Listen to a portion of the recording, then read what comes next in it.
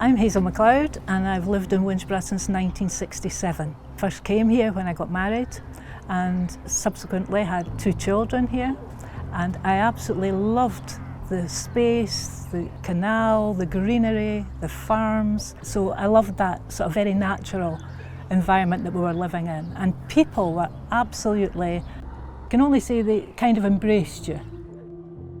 People make a village or a town or a city. It can become so large, it's difficult. But here, as things have progressed slowly and people have absorbed it, they've been involved in it.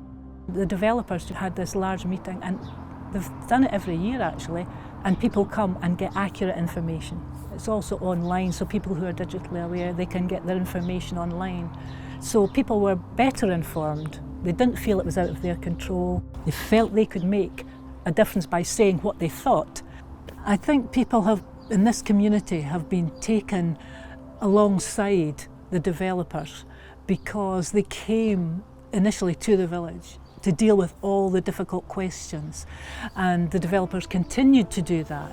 They had information days, they put out information to people all around the village, and that has over the years been a consistent person, number one, and two, they have consistently gone to the community and asked or informed about what's happening next.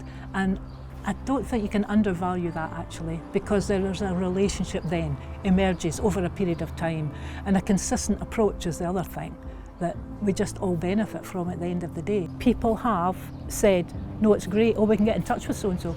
They know somebody who will inform them of things that is truthful, and that is really, you can't say that that isn't the best way to deal with things.